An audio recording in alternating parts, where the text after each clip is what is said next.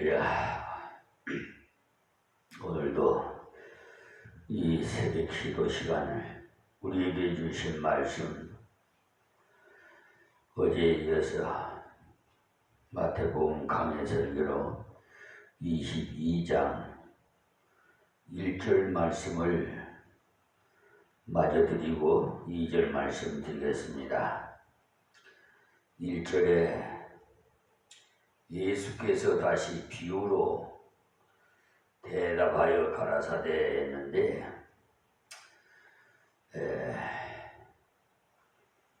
천국은 마치 자기 아들을 위하여 혼인잔치를 베푼 어떤 인구가 같으니라고 2절에도 말씀하셨어요.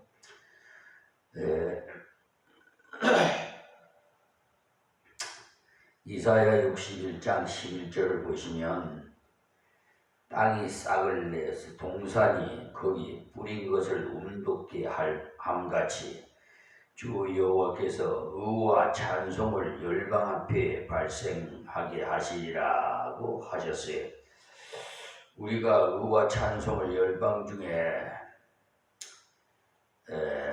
앞에 발생하게 해야 되는 것이 아니라 하나님께서 발생하도록 하신다는 말씀인데, 성경 읽을 때 이런 말씀을 잘 살펴서 읽어야 됩니다. 하나님께서 은혜로 입혀주는 것이 이제 우리가 애써야 되는 것이 아니라는 말씀이에요. 또 애써봤자 그 하나님의 깊은 진리를 제대로 알 수가 없어요. 이 성령의 감동된 자가 이 성경을 기록했기 때문에 우리는 성령에 감동되어서 묵상해야, 성경을 읽어야 그것도 하나님의 깊은 뜻을 알 수가 있습니다. 우리는 그것을 만들어낼 재주도 없고, 이 말씀을 볼 때 구약이지만은 완전한 복음 아닙니까? 그러니까 구약이라고 해서 모두가 율법이고 신약이라고 해서 모두 복음이라고 생각하면 안 됩니다. 자, 또 이사야 62장 5절에도 보시면 마치 청년이 처녀와 결혼함 같이 네 아들들이 너를 취하겠고 신랑이 신부를 기뻐함 같이 네 하나님이 너를 기뻐하시리라고 하셨어요. 하나님께서 우리를 신랑이 신부를 기뻐하신 같이 기뻐하신다는 말씀인데, 하나님께서 손을 펴시지 않으시면 우리는 아무것도 아닙니다.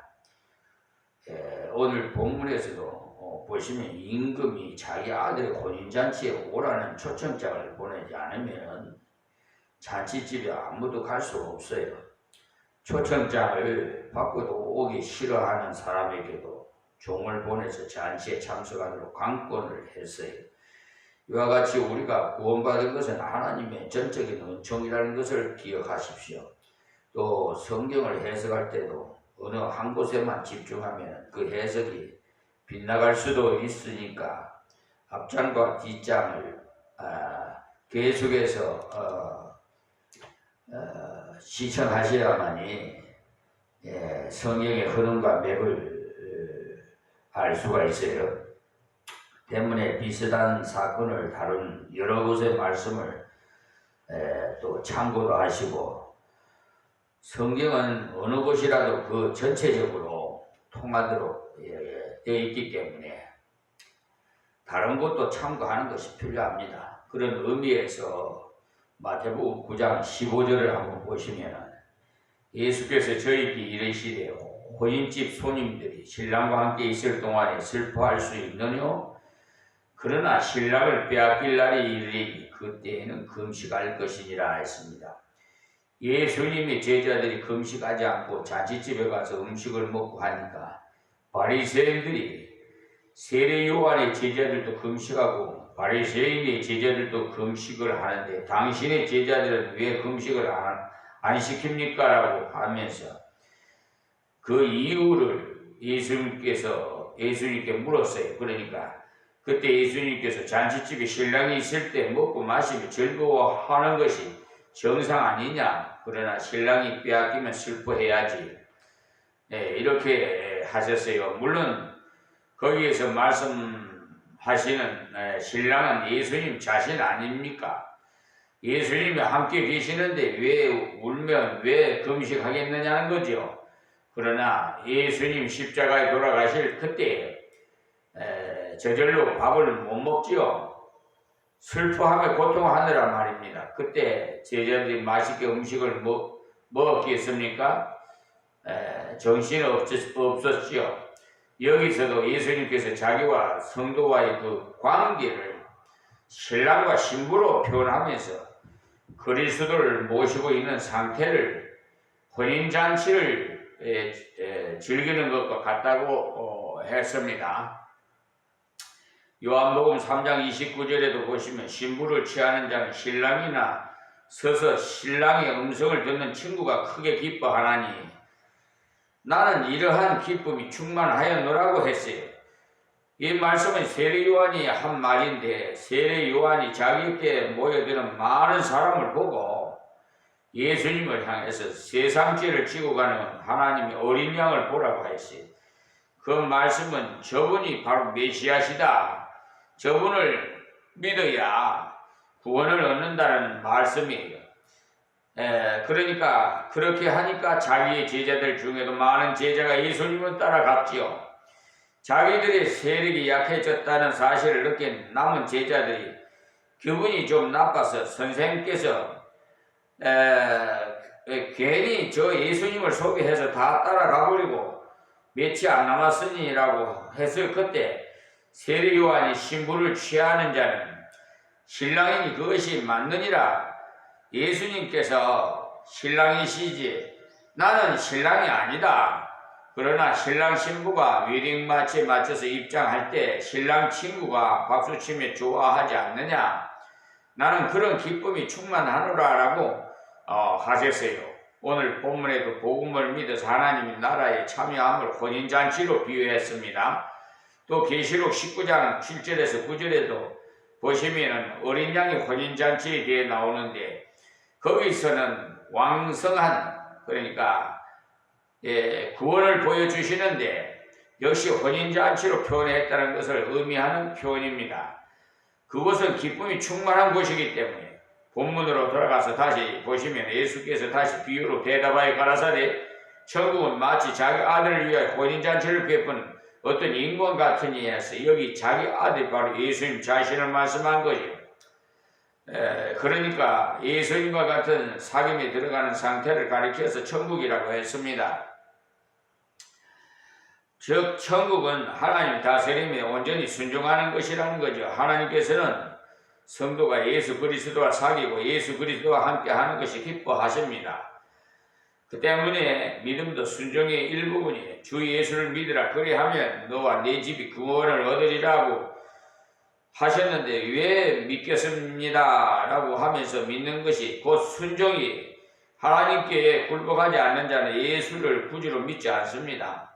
어떤 임금이 이름과 같은 이라고 한 것은 혼인잔치를 베푼 분이 절대적인 권위를 가지고 있다 이 말씀이에요. 가도 되고 안 가도 되는 그런 장소가 아니라는 겁니다. 임금이 초청한 잔치에 가지 않으면 반역죄에 걸립니다. 그와 같이 예수님을 믿지 않은 것은 하나님 앞에 큰 반역죄인 겁니다. 자, 3절 말씀에 그 종들을 보내 그 청한 사람들을 혼인잔치에 오라 하였더니 그러니까 오기를 싫어하거늘 그랬어요. 지금 같으면 전화로 확인하겠지만 그때는 전화가 없었으니까 종들을 직접 보냈어요. 그래서 며칠 전에 잔치 한다는 말씀 들으셨지요? 그 잔치가 오늘입니다. 모든 준비가 다 되어 있으니까 10시까지 빨리 오십시오. 이런 식으로 초청을 재확인했다는 겁니다. 그런데 오기는 싫어하거늘 그러니까 이들이 왜 하나님의 잔치에 참여하지 못했느냐? 기쁨의 잔치를 기쁨으로 인정하지 않았기 때문에 그래요.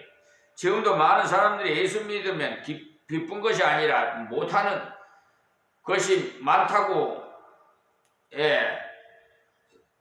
거부 반응을 가지고 불만을 가지는데 그게 그 믿음이 없기 때문에 그렇습니다. 예수 믿으면은 주일날 극장 구경도 못하고 담배도 못 피우고 뭐 술도 못 먹고 못하는 것만 그렇게 섬기고 앉았으니 얼마나 어리석습니까? 그러니까 못하는 것은 해로운 것이므로 못하게 하는 거지. 그런데도 많은 사람들이 하나님의 초청을 오해해서 오기를 싫어해요.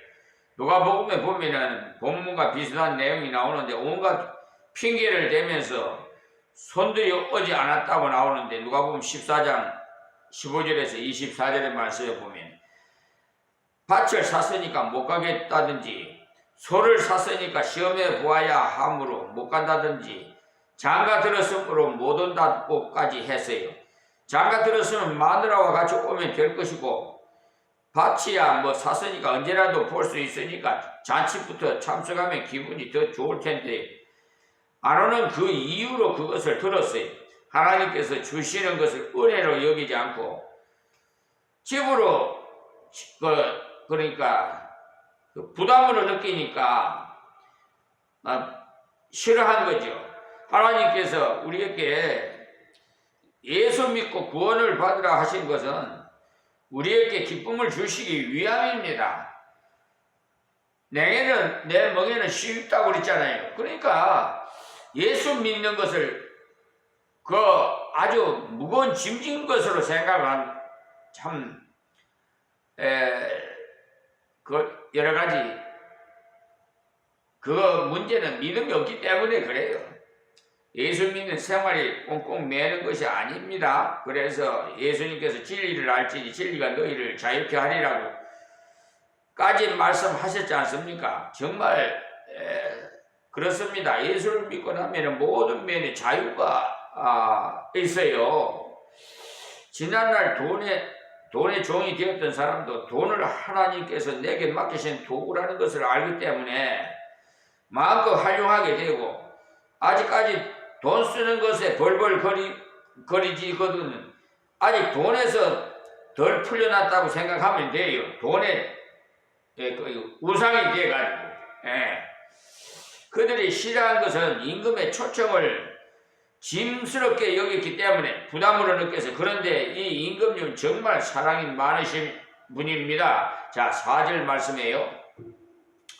다시 다른 종들을 보내 가로되 청할 사람들에게 이르기를 내가 오찬을 준비하되 나의 소와 살찐 짐승을 잡고 모든 것을 갖추었으니 혼인잔치에 오소서 하라 하였더니라고 했어요. 보통 임금 같았다면 그놈들 복을 떠는구나 하고 그만두었을 텐데 하나님으로 비유된 이 임금은 이번에 보냈던 종의 인상이 별로 안 좋았던가 보다 좀 더 말 잘하고 인상도 좋은 종을 보내보자 그런 식으로 생각하신 것 같아요. 그래서 다른 종을 보냈는데 이 종은 가서 설명을 얼마나 잘 했느냐 하면 예수님께서 다 준비하시기 때문에 부저 그냥 축의금 가져갈 부담도 없는 잔치다. 오셔서 그냥 잡수기만 하면 되는 잔치다. 그런 식으로 말을 했다는 거예요. 가만히 보면은 예수 안 믿는 남편 아내가 교회에 무엇이나 좋은 것을 다 갖다 주는 줄로 여기는 분들이 간혹 있어요. 그래서 부인 그냥 눈치나 보고 있는 남편들이 있습니다. 부인은 믿음이 좋고 남편은 신앙이 어려도 저 여자가 아무래도 교회에다 다 갖다 퍼주는가 보다 이렇게 의심하는 경우가 있어요. 그래서 일본 야베 총리가 그 통일교 그에 다니는 사이비 이단 통일교에 다니는 문선명이 거기에 어머니가 다 거기다 갖다 퍼다 주니까 아마 그 아들이 열을 받았는가 봐요. 그래가지고 그냥 어떻게 야베 총리를 그냥 사제총으로 만들어가지고 그 유세장에 나왔을 때 그냥 총살 당했지요. 참 안타까운 일입니다만은 이렇게 마귀 사탄들은 사람을 죽여요. 아시겠습니까? 우리 예수님 하나님은 살리는 영인데 마귀 사탄은 죽이는 영이에요. 어떤 것을 택하고 어떤 길로 가겠습니까? 그런데 이렇게 선명하게 가르쳐 주는데도 임시 우선 그냥 눈앞에 보이는 거에 물질의 종이 되고 탐심이 우상이라고 그랬는데 돈 있는 사람이 더 인색해. 내가 저 하나님께서 주시는 지혜로 성경 한 손에는 저 법전을, 그래서 하나님께서 그 모든 수천 수만 가지 되는 법전에 대해서 법문에 그 지혜를 주셔서 팩트해서 그때 필요한 문서를 작성하는데, 우리 양도면에 있는 교회 옆에 건물이 장로님 건물이에요. 우리 교회에 나오는 장로가 아니라 감리교, 그 양도면 감리교에 나가는 장로인데 참 인색해. 왜냐하면은 하나님 은혜로 거저 받았으니 거저 줘라 해서 그 언양 문중 땅에서 토지가, 그래서 그걸 토지 인도 소송을 서울에서 했네. 그게 원래 관할이 인천 강화군 법원이에요. 그래, 이송을 해라. 그랬더니 이송을 안 하는 거예요. 거기서 얼버무리 가지고 그냥 철거시켜 뿌리려고 이것들이 아주 그냥 수작을 부린 거예요. 정관예우로. 분명히 관할이 인천 강화군 법원인데 이들이 왜 안 보내 이송을 안 하겠어요? 거기서 그냥 어물쩍 치워버리려고 그러는 거예요. 돈 한 푼도 안 주고 그냥 교회도 철거시켜 뿌리고 장로님 건물도 철거시켜 뿌리고 같이 붙어 있어요.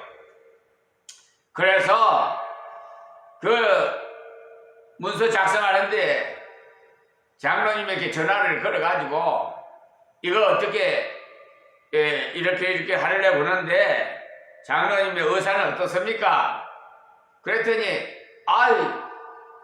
고맙다고 하면서 그렇게 좀 해달라고 그래서 해줬더니 그 하다 보면은 문서 작성, 저는 법무법인이나 변호사실에 가면요 보통 30만 원, 50만 원 합니다. 요즘은 전 모르겠습니다만은 수년 전에 그렇게 받았어요. 근데 문서 작성해 해주는 그냥 그저 해드리지만은 들어가는 경비는 말을 안 해도 부담을 해야 되지 않겠어요? 그건 내가 무슨 기초생활 수급자가 무슨 돈이 있겠어요? 사실 저도 여력이 없어서 참 교회 그 빚이 지금 은행에 1억이나 돼 있는데 그 상환하라고 독촉을 하고 있지만은 저는 그런 거 신경 안 써요. 왜? 주신 분도 여하시고 거둬가신 분도 여하시니까. 여기요 4년 조금 못 됐는데 여기 삼랑성길 30번지에 있는 그 집이요 평당 350만 원 주고 샀대요. 4년 조금 못 됐는데 그런데 그분도 그래서 여기 말이 많아가지고 참 말도 많은 곳이라고 하면서 좀 이게 사정이 있어가지고 또 복덕방에다 내놨는가 봐요 사정이. 그런데 우리 교회는 135평이에요. 그러면은 돈이 얼마예요? 1억 그건 아무것도 아니에요. 근데 이것을 상을 안 하면 경매로 넘어가서 세상적인 걸로 하기 때문에 난 이걸 보존해서 하나님 주님 오실 때까지 방주의 역할을 감당하게 해 주시옵소서 하고 하는데 뭐 난 몰라요. 하나님 뜻대로 하십시오. 나 그러지 내가 뭐 힘이 있습니까? 그런데 이거 지난번에 인천 법원에 가서 5천만 원 그 손해배상 청구를 했는데 그 좋은 결과가 있을 것 같아요. 6월 23일 날 선고해 주겠다고 했는데 피고가 참석을 안 했어요. 그런데 이걸 어떻게 해서든지 후견자에게 내가 돈을 받고 하는 게 아니라 그냥 하나님 것이니까 하나님 맡길 거예요. 하나님께서 보내주신 후견자에게. 근데 복 받을 자가 어떤 자인지 모르겠습니다만은 참 안타까워요. 요즘 후견자 세우려면요 교인 수가 몇 명이니 뭐 돈부터 계산해. 이 어리석은 오지라도 줬사오니 보내주시옵소서라는 것이 없어요. 요즘 참 어리석은 이런 명색인 목사라고 하는 자들이 싹군 같은 목자들이 그러니까 그런 자들은 여기서 하나님 그러니까 세워주지도 않아요. 자기가 하고 싶다고 와도 해도. 그래서 제가 하나님 기도했더니 기독교 신문에다가 광고를 한번 내봐라 해서 냈더니 이력서하고 최종 학력서 자기소개서 뭐 이렇게 서류를 첨부해서 보내라 그랬더니 몇 분을 받아봤어요. 근데 놓고 단에다가 올려놓고 기도를 했어요. 그랬더니 전부 이렇게 세속적인 물 들어있어요. 그게 아니라는 거예요. 여수와 갈렙 같은 자를 나는 보내달라고 그러거든요. 여러분 진리를 사고 팔고 교회 사고 팔고 하면 안 돼요.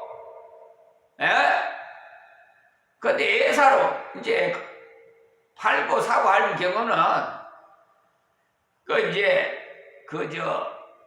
교회를 이전할 경우에 그런 경우에는 다른 데 가서 이제 또 이전해서 더 발전적으로 할 경우에는 예외가 되겠죠. 근데 어쨌든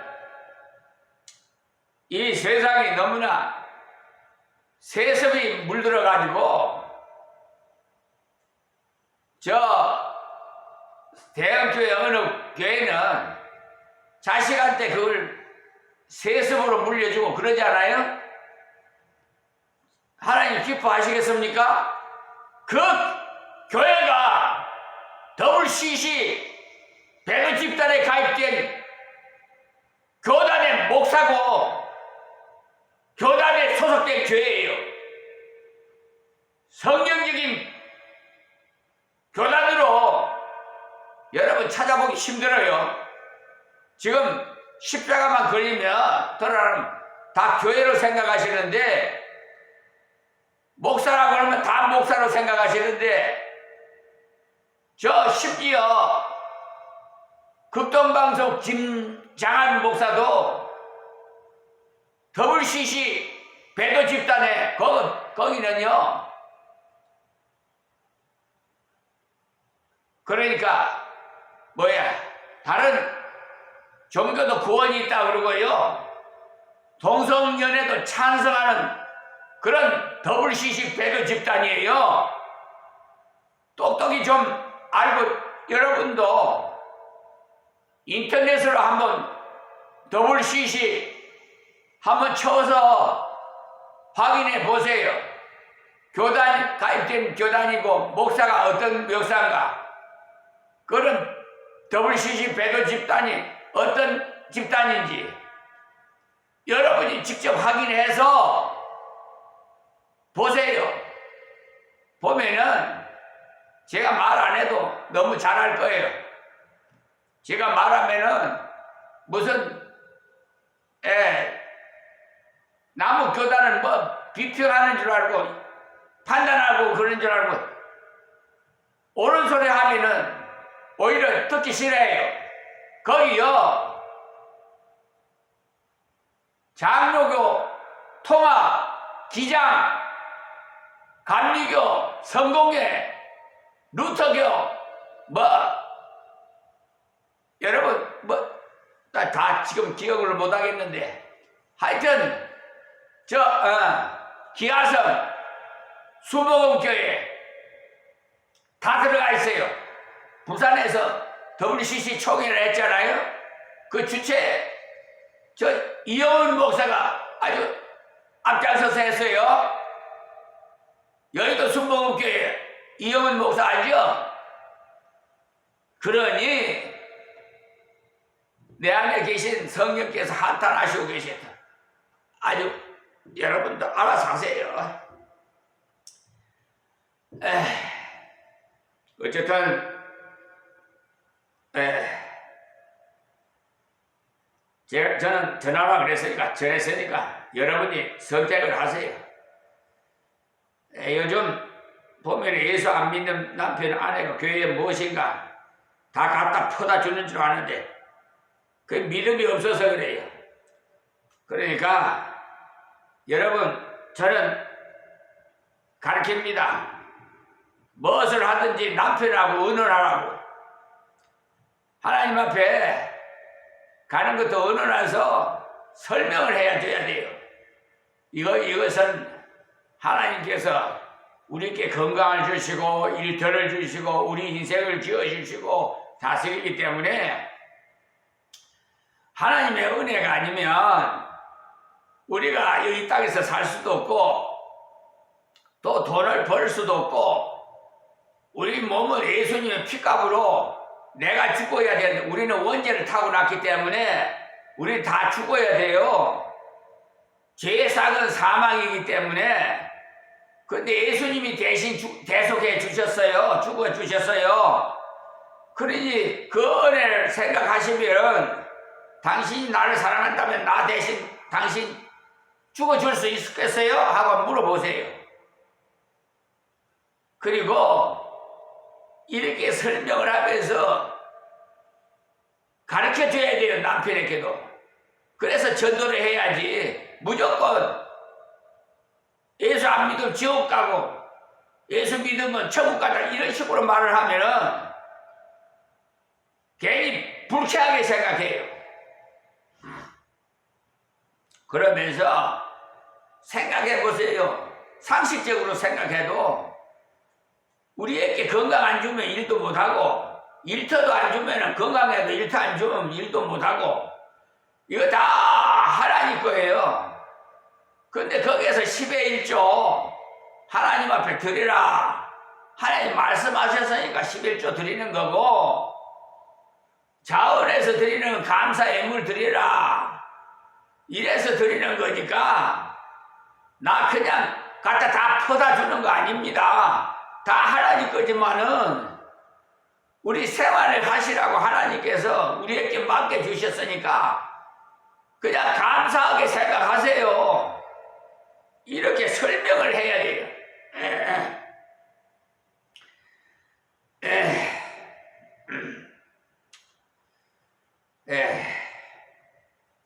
그러니까 저는 11조라도 남편이 허락받고 드릴 것이 남편 몰래 드리지 말아라고 부탁을 합니다. 정당하게 드려야지 남편을 속이듯이 갖다 드린다면 곤란해요. 물론 자기가 직장생활을 한다면 자기 수입에 대한 11조를 반드시 드려야겠지만은 그렇지 않은 경우는 허락을 받고 드려야 됩니다. 남편 월급 받아오면 말입니다. 자기가 가서 노력해서 월급 받는 거는 남편한테 뭐 승낙 받고 안 받고 그런 거 없어요. 그거는 목사님 무슨 말씀을 우리 남편이 허락할 사람인 줄 아십니까? 라고 하는 분도 있어요. 그러나 기도하고 허락받아 보세요. 길이 있어요. 몇 년 전에 집사하려면은 주의를 잘 지키고 11조를 드리고 우상숭배를 하지 않는다는 내용이 서약서에 서명하라고 했더니 의사 부인이 목사님 우리 남편은 허락을 안 하는데요 라고 합디다. 그래서 기도하면 계속 간청을 해서 허락을 받아서 하라고 했어요. 그래서 그 부인이 남편에게 서약서를 보이면서 여기에 사인해야 되는데 어쩌지요? 라고 했답니다. 그러니까 남편이 서약서를 달라 해서 읽어보더랍니다. 11조를 바쳐야 된다는 것과 주의를 반드시 거룩히 지켜야 된다는 것과 조상의 제사를 못 지낸다는 것과 가정생활을 성실히 해야 된다는 것을 쭉 읽어보더니 다른 것은 좋은데 제사 문제는 찬성 못한다. 내가 교회는 들어 나가지만은 우리 조상을 어찌 잊어버리나라고 하면서 반대하더랍니다. 그래서 저를 찾아와서 목사님 이러이러한데 어쩔까요? 허락해 줄 때까지 계속 기도하고 허락을 받으시오라고 했더니 그 부인이 정말 기도하고 또다시 허락을 청했더니 내가 읽어보니까 교회에 집사라면 그 정도는 돼야겠더라 하면서 허락하더랍니다. 오늘 여기서 그만 말씀 맺겠습니다. 시간이 또 타임이 다 됐어. 하나님 고맙고 감사합니다. 주신 말씀 하나님 증거했사오니 듣는 자마다 복되게 하옵시고 다 이방인도 구원하셔서 하나님 영광 받으시옵소서. 이 종은 노쇠하고 하지만은 마음만은 청춘 같사오나 이 몸이 예전 같지는 않습니다. 하나님 하루속히 여호수아 갈렙 같은 자를 보내주셔서 후견자를 세워 주시옵소서. 예수님의 이름으로 기도합니다. 아멘. 아멘. 하나님 고맙습니다.